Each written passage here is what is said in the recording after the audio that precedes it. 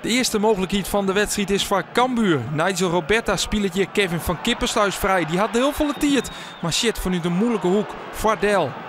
Hij wil eigenlijk nog een hoekskop, maar die krijgt er net van de skier terug. Aan de andere kant is Go Ahead benam gevaarlijk via vastzetten. Zoals hier, maar de voorzet op Thomas Verheid. Maar zijn kopbal wordt pakt door Xavier Maus, de keeper van Cambuur. Diezelfde Verheid is op een ei gevaarlijk uit een hoekskop. Als hij kopt en Meteke als het ware nijst. Sjurek, de maaijreizige Cambuur supporters.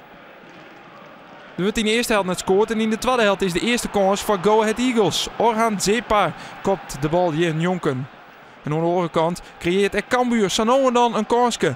Hier had André Sigenix geluk dat de verdediger uitgliedert. Hij kan een voorzet Jan, alleen stiert er geen in. De afvallende bal komt wel voor de voeten van Omar El Baat. Hij speelt hem zelfs vrij hellet uit, maar het schot kan voortbokst worden door Hobie Verhulst, keeper van Go Ahead Eagles.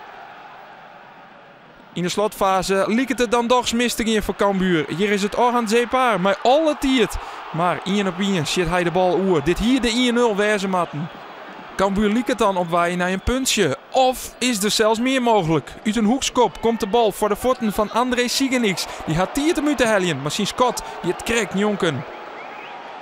En dan gaat het een paar minuten voor tiert. Doch nog mis voor de Ljouwters. De voorzet is van Roland Baas. En Orhan Zepa zit volslijn vrij om de 1-0 binnen te knikken. Het is frustrerend, want het is 4 minuten voor tiert.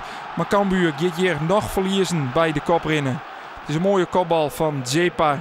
En in de slotminuten wordt het nog slimmer voor de Ljouwters. Het is Jaroslav Navratil die via de voeten van Xavier Maus de 2-0 van maakt. Daardoor verliest Cambuur in die laatste minuten dus van de koprinnen Go Ahead Eagles. Zij hadden natuurlijk meer de bal en bij bijna elke gelegenheid dat ze wat hoger op veld waren, probeerden ze met voorzetten ons pijn te doen. Nou, dat is een aantal keren was dat ook gevaarlijk.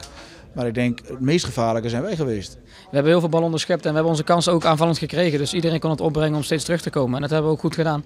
Alleen wat ik zeg, dan valt er één voorzet valt erin. En dan lijkt al je werk voor niks geweest natuurlijk. Dat is nu heel zuur. Maar ik denk dat we kunnen terugkijken morgen of overmorgen op een goede wedstrijd. En dat we via deze lijn moeten doortrekken.